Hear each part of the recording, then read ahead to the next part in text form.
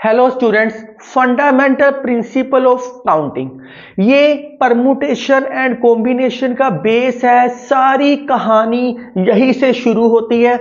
इसका मतलब है जितने भी क्वेश्चंस मैं आगे करवाऊंगा, कॉन्सेप्ट सिखाऊंगा, वो फंडामेंटल से सोल्व हो सकते हैं। फंडामेंटल का मतलब क्या होता है? बेसिक।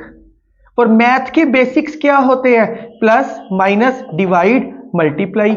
ये तो इसके अंदर है ही नहीं। दो ऑपरेशंस है सिर्फ, एक एडिशन और एक मल्टीप्लिकेशन। दो ऑपरेशंस है। फंडामेंटल को और आराम से समझाता हूं मैं आपको। जैसे कोई ए है, ए पॉइंट ने बी की तरफ जाना है। ए के पास बाइक है, स्कूटरी है, कार है, बहुत सारी चीजें हैं, लेकिन फंडामेंटल कौन से है? इनमें से फंडामेंटल कुछ भी नहीं है, क्योंकि ये हम बनाते हैं। गॉड की देन क्या है? परमात्मा की देन क्या है हमें? फुट। हम अगर फंडामेंटल तरीके से जाए, मतलब पैदल से जाए, तो हम बी तक पहुंच सकते हैं, कोई प्रॉब्लम नहीं है। वैसे ही जितने आगे मैं कॉन्सेप्ट सिखाऊंगा इसके अंदर, वो सारे के सारे क्वेश्चन इस फंडामेंटल से सोल्व हो सकते हैं, जो मैं अब बताऊंगा। जो इसका फार्मूला है, फार्मूला मतलब लॉजिक, ये पूरा चैप्टर लॉजिक के ऊपर बेस है।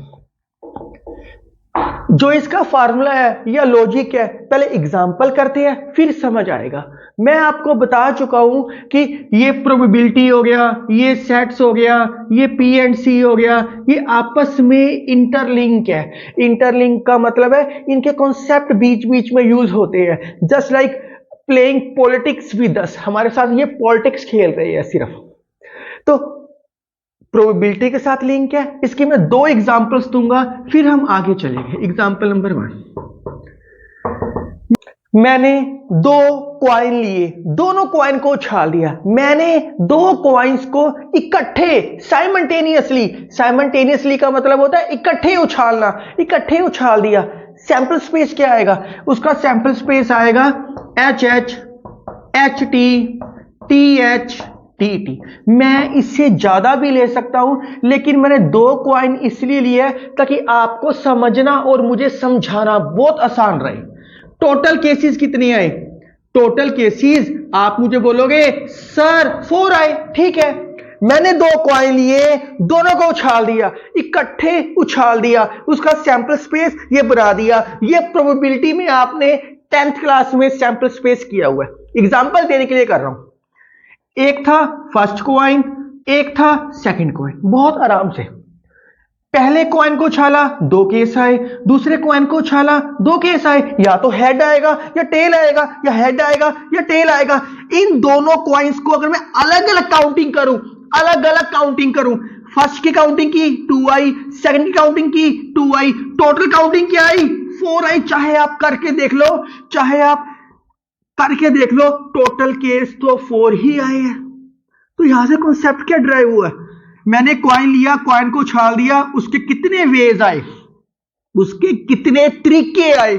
2 तरीके आए। सेकंड कॉइन लिया, उसको उछाल दिया, कितने तरीके आए? 2 तरीके आए। लेकिन ये दोनों कॉइन इकट्ठे उछाल लेते। मैंने दोनों कॉइन लिए, दोनों इकट्ठे उछाल दिए। इसकी अलग पॉसिबिलिटी लिख ली, इसकी अलग पॉसिबिलिटी लिख ली। हमें साइमल्टेनियसली चाहिए, इसलिए इन दोनों को मल्टीप्लाई कर दिया। टोटल केसेस 4 आए। चाहे आप बना के देख लो, मैंने यही डेफिनेशन लिखी है। ये डेफिनेशन है मल्टीप्लिकेशन की, फंडामेंटल प्रिंसिपल ऑफ मल्टीप्लिकेशन। एक काम को करने के m तरीके डिफरेंट, मतलब अलग अलग तरीके हैं। मैंने कॉइन को टॉस किया, हेड आया या टेल आया। ऐसा नहीं है कि दोनों साइड ही हेड आया, ऐसा नहीं है, अलग अलग तरीके आए। n सेकंड काम को करने के n तरीके हैं। तो साइमल्टेनियसली अगर इस काम को मैं इकट्ठा करूंगा, इकट्ठे साइमल्टेनियसली, तो m cross n ways. Total ways कितने आए? 4। चाहे काउंट करके देख लो। एक और एग्जांपल देखते हैं, आपको बहुत अच्छे से क्लियर होएगा। एक और एग्जांपल है, सपोज कर लो ये कश्मीर है, ये चीज पंजाब है, यहां दिल्ली है। सिर्फ समझाने के लिए आपको लिख रहा हूं मैं। कश्मीर से पंजाब जाने के सिर्फ 2 रास्ते हैं, 2 वेज है जाने के। एक बाय एयर जा सकते हैं, एक बाय रोड जा सकते हैं। मान लो पंजाब से दिल्ली जाने के 3 रास्ते हैं, एक हो गया एयर, एक हो गया रेल, एक हो गया रोड। आपने फाइंड आउट करना है how many routes are there from Kashmir to Delhi via Punjab. Direct कोई रास्ता नहीं है, पहले पंजाब आना पड़ेगा फिर दिल्ली जाना पड़ेगा, डायरेक्ट कोई रास्ता नहीं है। इस ईयर का नाम दो A1, इस ईयर का नाम दो A2। चलो पहले कश्मीर से पंजाब, पंजाब से दिल्ली जाना, कौन कौन से वेज आएंगे? एयर से एयर, पहले भी एयर दूसरी भी एयर, फिर एयर से रेल, A1 के साथ रेल, फिर एयर के साथ रोड। ये भी तो रास्ता है हमारे दिल्ली जाने के लिए। एयर पे पहले कश्मीर से एयर पे आए, एयर से रोड पे गए। यस, जितने वेज मिल रहे हैं सारे लिखने हैं। फिर रोड से एयर, पहले रोड है फिर एयर है, रोड से रेल, पहले रोड से आए फिर रेल से आए, फिर रोड से रोड, पहले भी रोड ली आपने फिर रोड ली। तो टोटल कितने वेज हुए? 1 2 3 4 5 6। टोटल वेज कितनी हुए? 6। टोटल वेज कितनी हुए? 6। अगर हम दूसरे तरीके से सोचे, कश्मीर से पंजाब जाने के कितने रास्ते हैं? 2। यस सर, 2 रास्ते हैं। मल्टीप्लाई पंजाब से दिल्ली जाने के कितने रास्ते हैं? 3। 2 × 3 = 6। इसका मतलब है जब हम साइमल्टेनियसली अकरेंस करते हैं तो मल्टीप्लाई करते हैं, वेज पता करनी है। कश्मीर से दिल्ली जाना है वाया पंजाब, ये साइमल्टेनियसली है, ऐसा नहीं है कश्मीर से डायरेक्ट दिल्ली चले गए, पहले पंजाब आना पड़ेगा, पंजाब से दिल्ली जाना पड़ेगा। ये साइमल्टेनियसली है, इकट्ठे जाना है, इकट्ठे जाना ही पड़ेगा, ऐसा ही रास्ता है, इसलिए मल्टीप्लाई का सिंबल आता है। आपकी बुक में टाई और बेल्ट की एग्जांपल है या टी शर्ट और जीन की एग्जांपल है, ये आपको मुझे लगता है बड़ी आसानी से समझ आया होगा।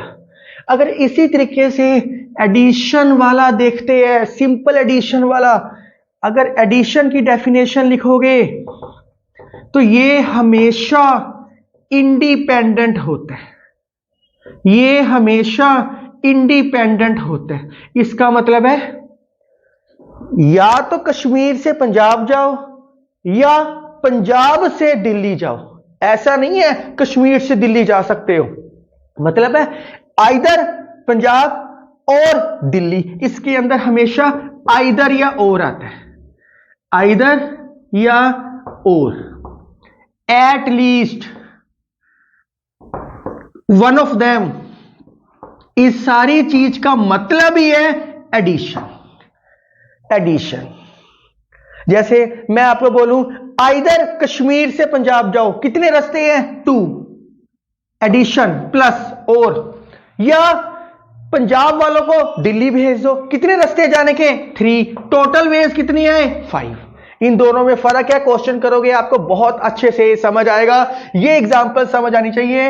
एक कॉइन को टॉस किया 2 केस, दूसरे कॉइन को टॉस किया 2 केस, इकट्ठे टॉस किया मतलब साइमल्टेनियसली मल्टीप्लाई किया, 4 केस बनने हैं, ये ही 4 केस आए हैं।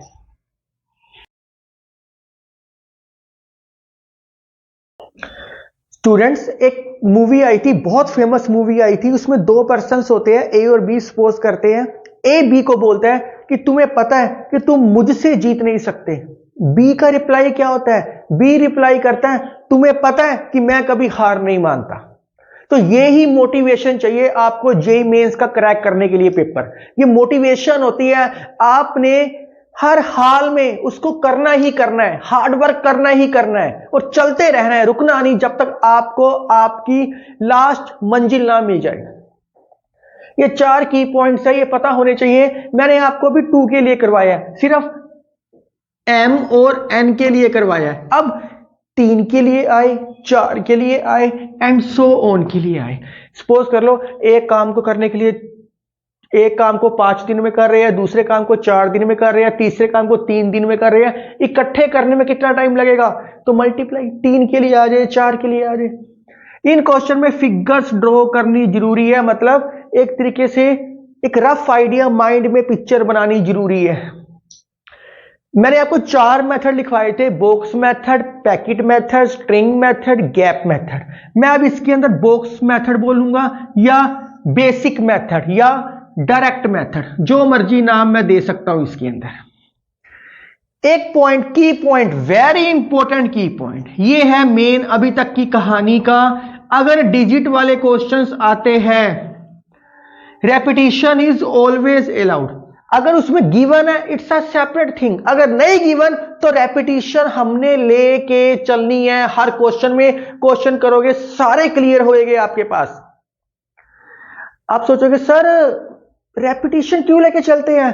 स्टूडेंट्स, आप एक डाइस लो, डाइस को थ्रो करो, 1 2 3 4 5 6 कुछ भी आ सकता है। अब दूसरे प्लेयर ने वो ही डाइस को थ्रो करना है। जब वो उस डाइस को थ्रो करेगा, ऐसा तो नहीं है कि पहले सपोज कर लो 4 आया था, दोबारा डाइस को थ्रो करेगा 4 नहीं आ सकता, 4 दोबारा भी तो आ सकता है। बस यही है कि रेपिटेशन इज ऑलवेज अलाउड। चलो अब इसे क्वेश्चन करते हैं। फर्स्ट क्वेश्चन आपके सामने है। मैं इसके बहुत सारे क्वेश्चन करवाऊंगा और सारे क्वेश्चनों में मैं लिखूंगा कम, एक्सप्लेन ज्यादा करूंगा। ये मैं बता चुका हूं पार्ट 1 में कि जितने भी क्वेश्चंस अब करोगे उसमें लिखना बहुत थोड़ा सा है, पर समझना, लॉजिक समझना ज्यादा जरूरी है। अगर आपको लॉजिक समझ आ रहा है तो आप खुद कर सकते हो। कहता how many words with meaning और विदाउट मीनिंग, कुछ बने चाहे ना बने, डिस्टिंक्ट लेटर्स लो। 3 डिस्टिंक्ट लेटर लेने हैं इंग्लिश अल्फाबेट के, तो हमेशा रिक्वायर्ड नंबर ऑफ वेज। मैं बॉक्स मेथड का है, 3 का है, 3 बनाओ, 1 2 3। अंडरस्टूड है कि मल्टीप्लाई होएगा 3 डिस्टिंक्ट लेटर, टोटल अल्फाबेट्स। ये पिक्चर माइंड में बनाई है आपने, ये जो बना रहा हूं, टोटल इंग्लिश अल्फाबेट्स कितने होते हैं? 26। चलो जी, पहला अल्फाबेट इसमें से निकालो, ए बी से लेके जेड तक, कोई भी आ सकता है। कितने वेज हुए, कितने तरीके हुए, इस बॉक्स के अंदर लिखना है, इसलिए इसका नाम डायरेक्ट मेथड या बॉक्स मेथड है। 26। अब डिस्टिंक्ट कहा है उसने, डिस्टिंक्ट स्पेशल क्वेश्चन में कहा है। डिस्टिंक्ट का मतलब होता है डिफरेंट। अब सपोज कर लो ए, ये लिख दा करो ताकि दिक्कत ना आए, एक्स वाई जेड। सपोज कर लो इनमें से जेड आ गया, माइंड में लॉजिक लगाना है, जेड आ गया। अब टोटल अल्फाबेट्स कितने बच गए? 25। तो दूसरा बॉक्स फिलअप करने के कितने वेज है? 25। ए बी से लेके एक्स वाई तक आ सकते हैं। यस, एक्स वाई तक, क्योंकि जेड तो माइंड में स्किप हो गया। आप सोचोगे सर ए को स्किप करना है, ए को कर दो। मैंने कोई एक एलिमेंट सपोज करना था, मैंने लास्ट वाला एलिमेंट उठा के फेंक दिया। अब इसमें 25 वेज है। अब डैश डैश का मतलब है पूरी इंग्लिश अल्फाबेट लिखे हुए हैं। मैं सारे के सारे इसी वे आउट से सिखाऊंगा आपको। सपोज कर लो इसके अंदर वाई आ गया, टोटल वेज कितने बच गए? 24। ए से लेके एक्स तक कोई भी आ सकता है, इनको मल्टीप्लाई कर दो, जो भी आएगा वो आपका आंसर है।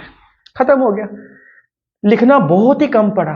अब तुम सोचोगे सर ये 4 नंबर का क्वेश्चन आ गया तो इतना ही लिखना है? यस, ज्यादा से ज्यादा अगर कोई लिखना चाहता है यहां लिख लो, first English alphabet has 26 choices, second English alphabet has 25 choices, third English alphabet has 24 choices.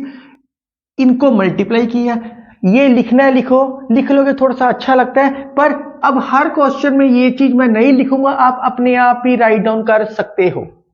तो मल्टीप्लाई करना, आपका आंसर आएगा। ये चीज नीचे जरूर लिखना ताकि आपको इजी रहे। नेक्स्ट क्वेश्चन आपके सामने है, एग्जांपल नंबर 2। कहता how many 3 digit number without using 0 2 3 4 5 and 6। इनको यूज नहीं करना, नो यूज, इनको यूज नहीं करना।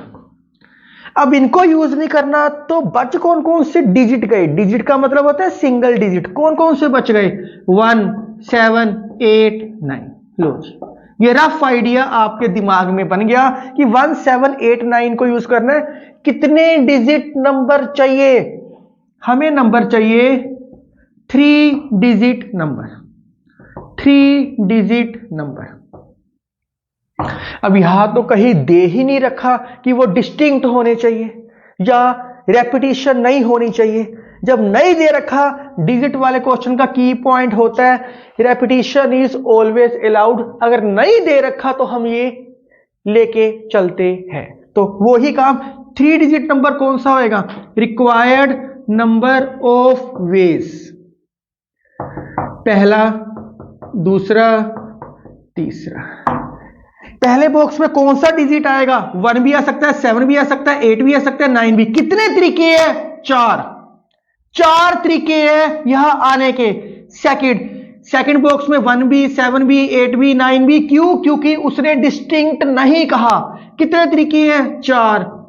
इसके अंदर भी कितने तरीके हैं? 4। टोटल क्या आ गया? 64 वेज। वेज लिखना लिखो, नहीं लिखना ना लिखो, 64 भी लिख सकते हैं क्योंकि वेज यहां लिख चुके हो। Required number of ways 64। आप सोचोगे सर बना के दिखाओ। 64 कौन बनाएगा? मैं कुछ बना के दिखा देता हूं। 4 का मतलब ये नहीं कि 4 आया इसके अंदर। 4 का मतलब है कितने तरीके हैं, कौन कौन से वर्ड बन सकते हैं। सपोज कर लो पहले 1 1 1, 3 डिजिट नंबर, फिर 1 7 1, फिर 1 8 1। आप बना के देख लेना, 64 ही बनेंगे। तो ये मल्टीप्लाई करके जो भी आएगा, इतने तरीके हैं 3 इंग्लिश अल्फाबेट निकालने के। 3 इंग्लिश अल्फाबेट इसमें से निकालने के।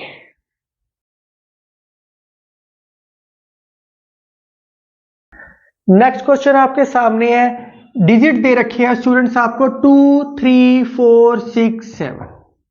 कहता है इन डिजिट को यूज करना है और number greater than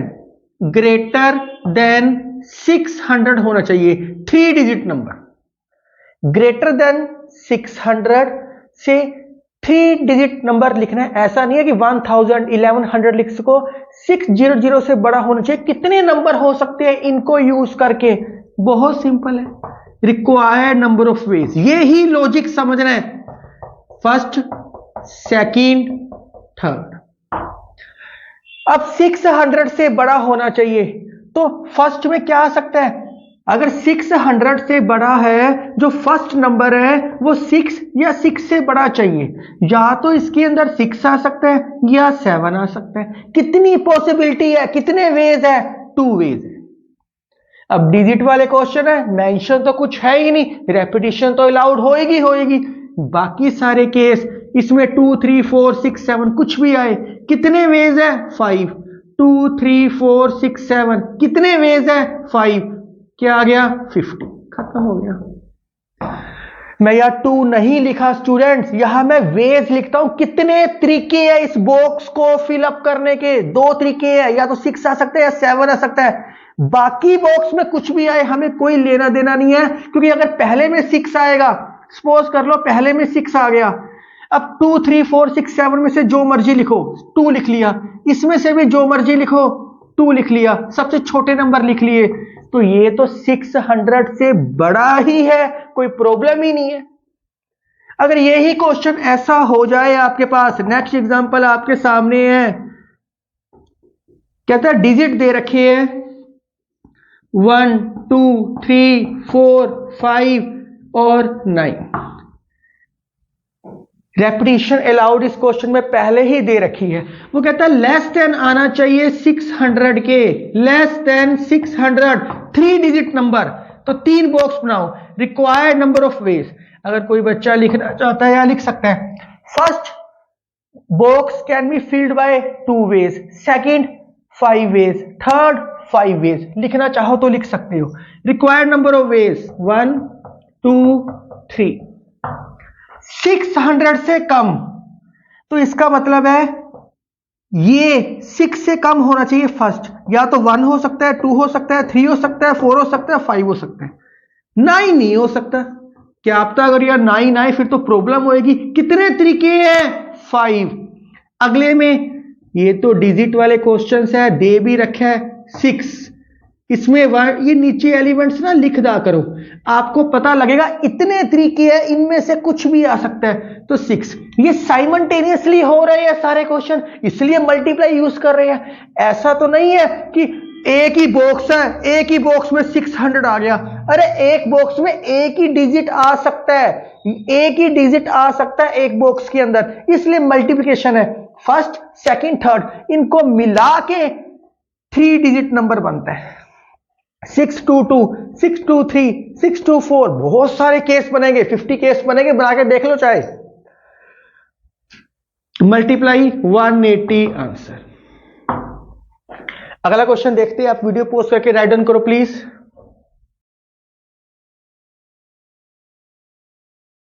next question आपके सामने है स्टूडेंट्स। स्टूडेंट्स आप देख सकते हो कि जितने भी क्वेश्चन है कोई फार्मूला तो है ही नहीं, लॉजिक के ऊपर बेस है, सिर्फ लॉजिक लगाओ और क्वेश्चन सोल्व करो। ऑब्जेक्टिव के क्वेश्चन भी आपसे सारे सोल्व होंगे। क्वेश्चन में कहता है 3 डिजिट नंबर चाहिए 100 और 1000 के बीच में, 3 डिजिट नंबर, 3 डिजिट नंबर चाहिए।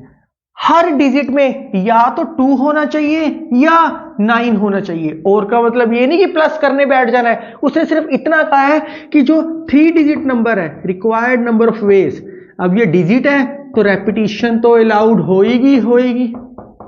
3 डिजिट नंबर है, हर डिजिट में या तो 2 आए या 9 आए, ऐसा नहीं है 1 आए 3 आए 4 आए 5 आए, सिर्फ 2 और 9 दो चीजें आनी चाहिए। इस बॉक्स में या तो 2 फिल कर सकते हैं या 9 फिल कर सकते हैं। कितने वेज है? 2 वेज है। मैंने ये वाला 2 फिलअप नहीं किया, मैंने ये सोचा कितने तरीके हैं इसको भरने के। इसको भरने के 2 तरीके हैं। इसको भरने कितने तरीके हैं? इसके भी 2 है, क्योंकि हर डिजिट में 2 और 9 का है।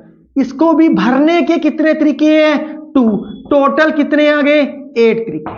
अगला क्वेश्चन आपके सामने है। इस क्वेश्चन में कहता है 3 डिजिट नंबर चाहिए 100 और 1000 के बीच में, 100 और 1000 के बीच में। वो सिर्फ कहानी में इतना कह रहे हैं, इसमें तो रेपिटेशन अलाउड ही है क्योंकि नोट तो कहा ही नहीं उसने, सिर्फ स्टेटमेंट में वो इतना कह रहा है यूनिट प्लेस पे 7 आना चाहिए। रिक्वायर्ड नंबर ऑफ वेज, और तो कुछ कहा ही नहीं, तो सारे डिजिट लेके चलो 0 1 2 3 4 5। जब भी मैं डिजिट की बात करूंगा तो मैं सिंगल डिजिट की बात करूंगा। First box, second, third. A box कौन सा होता है? Unit place. यहां 7 आना चाहिए, तो यहां 7 आने के कितने तरीके हैं? 1। एक ही तरीका है आने का, और कोई तरीका नहीं है। यूनिट प्लेस पे 7 आना चाहिए। मैंने यहां 1 नहीं लिखा स्टूडेंट्स, वेज लिखे है इस बॉक्स के अंदर। रिक्वायर्ड नंबर ऑफ वेज, अब इसके अंदर क्या आ सकता है? 1 2 3 4 5 6 7 8 9। यहां 7 आ सकता है, कोई प्रॉब्लम नहीं है, पर लास्ट में 7 आना जरूरी है। तो कितने तरीके हुए? 9। बहुत आराम से यहां 0 1 2 3 4 5 6 7 8 9 कितने तरीके हुए? 10। मल्टीप्लाई करो, 90 तरीके हैं हमारे पास, वेज है। अब आपके माइंड में आएगा कि सर यार 0 क्यों लिख दिया आपने? अरे भाई, अगर मैं 0 यहां लिखता, फर्स्ट बॉक्स के अंदर लिखता, अगर कोई नंबर 3 डिजिट नंबर लिखो 086, क्या ये 3 डिजिट नंबर है? नहीं, ये 2 डिजिट नंबर है।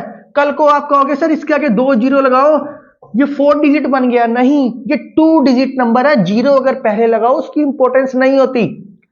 अगर ये 0 कहीं भी आ जाए, 806 आ जाए, यस, ये 3 डिजिट नंबर है, इसलिए 0 बीच में आ सकता है। पहले नंबर पे 0 नहीं आ सकता, बीच में भी आ सकता है, साइड पे भी आ सकता है, पर पहले नंबर पे नहीं आ सकता। इसलिए इसको 9 तरीकों से लिखा जा सकता है, इसको 10 तरीकों से लिखा जा सकता है। अब सिंगल डिजिट काउंट करके देख सकते हो। यहां 7 आने का एक ही तरीका है, उसने कहा है यूनिट प्लेस पे है। जैसे अब कोई भी नंबर 107 117 127, लास्ट में तो 7 आ ही रहा है, उसने यही कहा है। इसी क्वेश्चन के अगले पार्ट में वो कह रहे हैं, अगला क्वेश्चन आपके सामने है, कहता exactly one of the digit is 7। Exactly one of the digit is 7। One of the digit इसका मतलब है वन ऑफ द मतलब एडिशन। एडिशन सेम कहानी है, थोड़ा सा फर्क है। Required number of ways, one of the digit इसका मतलब है या तो ये 7 होएगा, या ये 7 आएगा, या ये 7 आएगा। 3 केस दिमाग में बन गए, इसलिए एडिशन, इसलिए एडिशन। 3 केस आपके दिमाग में बने हैं, इसलिए तीनों केस लिख रहे हैं। मुझे लगता है कि आपको सही विजुअल होएगा। मैं थोड़ा सा और साइड पे लिख करके बॉक्स बना देता हूं।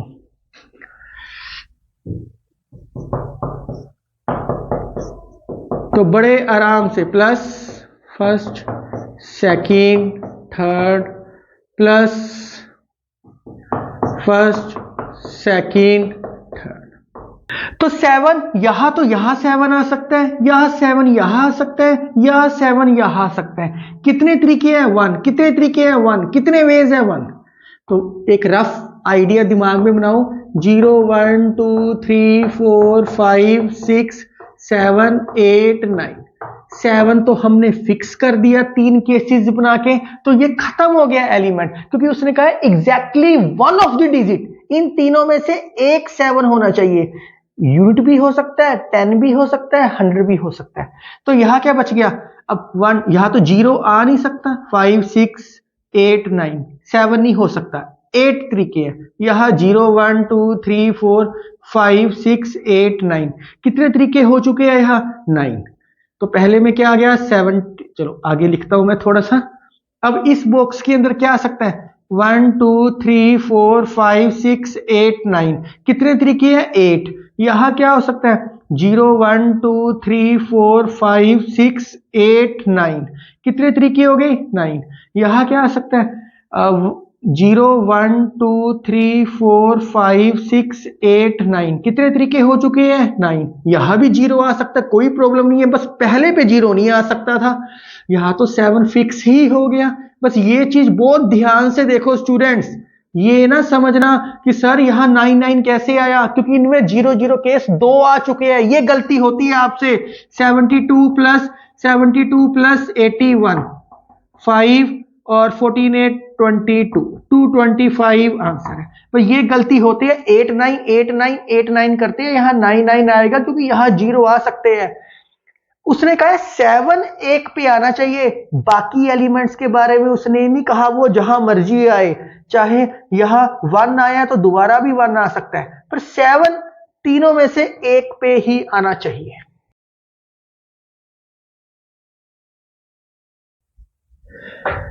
अगला क्वेश्चन आपके सामने है स्टूडेंट्स, कहता है 1000 से ग्रेटर और 4000 से लेस, इसके बीच में 4 डिजिट नंबर लिखना है जिसके डिजिट दे रखे हैं 0 1 2 3 4। आराम से, बहुत आराम से होएगा। वो ही काम, रिक्वायर्ड नंबर ऑफ वेज। तो बॉक्स मेथड, 4 बॉक्स बनाओ। कई बार बॉक्स ऐसे भी बना देते हैं, वो एक ही बात है, 1 2 3। First box, second, third, fourth, value putting करो, मल्टीप्लाई करो। मैं डायरेक्ट लिख रहा हूं, बात एक ही है। अब यहां 1000 से बड़ा मतलब 1001 से लेके 3999 तक, पहले में 1 आ सकता है या 3 तक आ सकता है। तो यहां कौन कौन से नंबर आ सकते हैं? 0 तो आ नहीं सकता, क्योंकि स्टार्टिंग कभी 0 से हो नहीं सकती, क्योंकि वो डिजिट ही नहीं काउंट होएगा। मैं कल बताया था 74 है, ये 2 डिजिट नंबर है। अगर आगे 0 लगा भी दो तब भी ये 2 डिजिट नंबर ही रहेगा। तो यहां क्या आ सकता है? 1 आ सकता है, 2 आ सकता है, 3 आ सकता है। कितने वेज है आने के?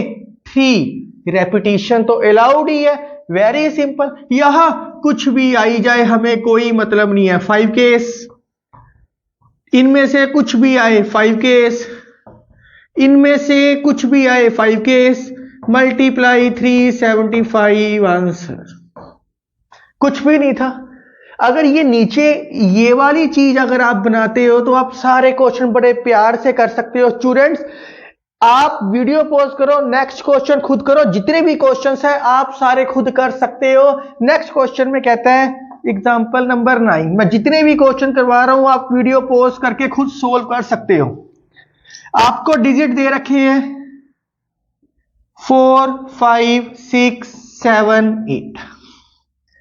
कहता है ऐसा नंबर बनाओ जो 4000 से बड़ा हो, 5000 से छोटा हो, कितने डिजिट नंबर बनेगा? रिक्वायर्ड नंबर ऑफ वेज, पहला box, second box, third box, fourth box. तो नंबर 4001 से शुरू होके 4999 तक जाएगा। अंडरस्टूड है? तो पर कहानी में ट्विस्ट है, कहता 5 से डिवाइड होना चाहिए। हमें पता कैसे लगता है कोई नंबर 5 से डिवाइड है? जैसे 120 लिख दिया, 125 लिख दिया, 127 लिख दिया, 131 लिख दिया, इनमें से कौन सा 5 से डिवाइड होएगा? जिसके लास्ट में 0 आता है या 5 आता है। इनके लास्ट में 0 और 5 तो है ही नहीं, इसका मतलब ये 5 से डिवाइड हो ही नहीं सकता। तो हमें कैसे पता लगता कि 5 से डिवाइड होएगा? लास्ट में 0 या 5 आए।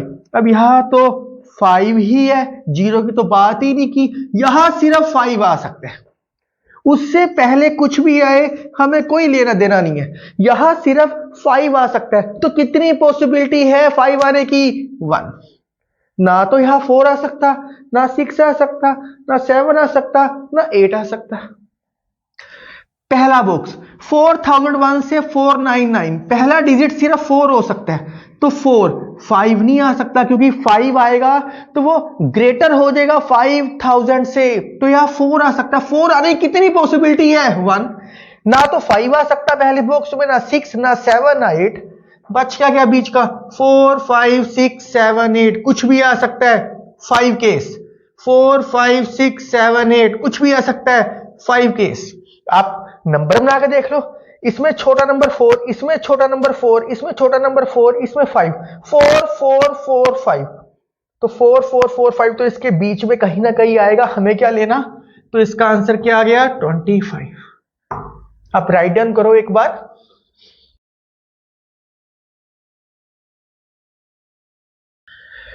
स्टूडेंट्स, अब तक मुझे उम्मीद है कि आपको लॉजिक समझ आ गया होगा कि लॉजिक आता है तो क्वेश्चन सोल्व होएगा। इस सिचुएशन पे कोई ना कोई गाना तो होना चाहिए ना। गाना बन सकता है, कोई गाना सोचो। यस, इसमें तेरा घाटा मेरा कुछ नहीं जाता। अगर लॉजिक समझ नहीं आएगा, चैप्टर कहेगा मेरा कुछ नहीं जा रहा, आप कोई क्रैमिंग करोगे, रट्टे मारोगे तो आपका ही घाटा है इसके अंदर। नेक्स्ट क्वेश्चन है, कहता 10 ट्रू फॉल्स क्वेश्चन है। 10 ट्रू फॉल्स क्वेश्चन है। अब ये ना कहना कि सर 10 ट्रू फॉल्स है, 2 केस बन गए, एक तो ट्रू और एक फॉल्स।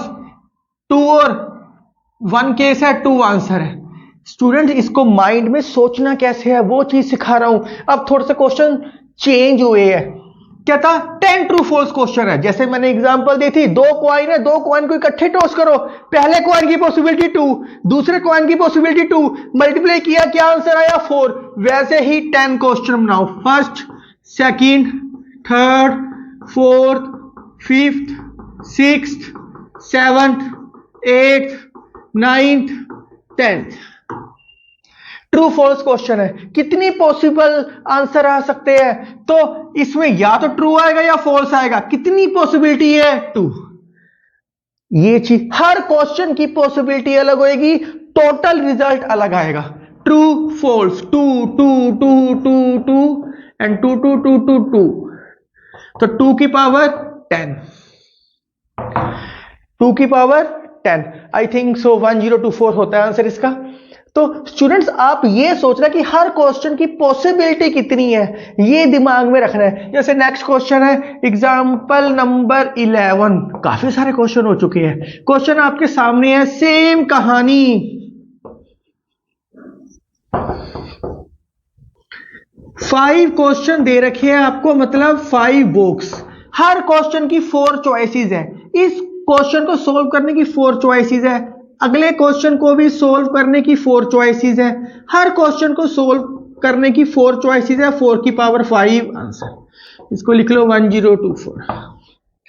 तो ये कंफ्यूज ना होना कि सर 4 की पावर 5 कैसे आ गया। मैं हर पर्टिकुलर केस, इसको 4 चॉइसेस है, इसकी 4 चॉइसेस है, इसकी 4 चॉइसेस है। सपोज कर लो इसकी चॉइसेस कौन सी है, नंबर 1, नंबर 2, नंबर 3, नंबर 4।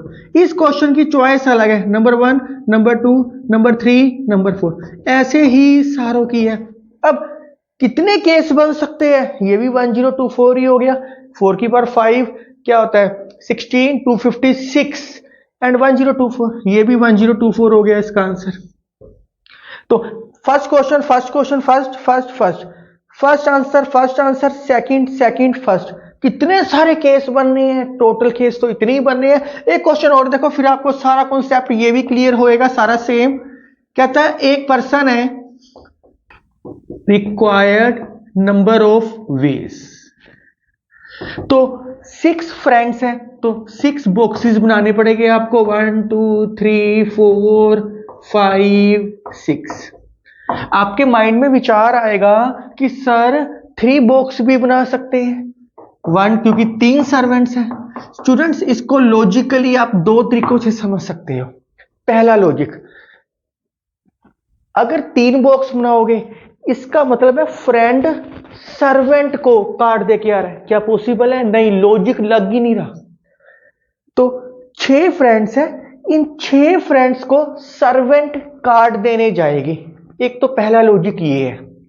दूसरा लॉजिक, हमेशा बड़े बॉक्स, ज्यादा सारी चीजें सामने आती हैं, मतलब कि ज्यादा सारे बॉक्सेस बनाते हैं। जिसने इस तरीके से सोच रहा है ऐसे सोच सकता है 6 फ्रेंड्स है इसलिए 6 बॉक्स, 6 फ्रेंड्स 3 सर्वेंट्स, तो ऑब्वियसली 6 बॉक्स बनेंगे क्योंकि वो ज्यादा सारे हैं। पर एक्चुअली में लॉजिक क्या है? सर्वेंट फ्रेंड को कार्ड देने जाएंगे इसलिए 6 बॉक्स आए बस। अगर सर्वेंट को मान लूं S1 S2 S3, तीनों में से कोई भी जा सकता है, फिर कोई जा सकता है। ऐसे करते करते कितने केस आ गए? 3 की पावर 6 729 आंसर।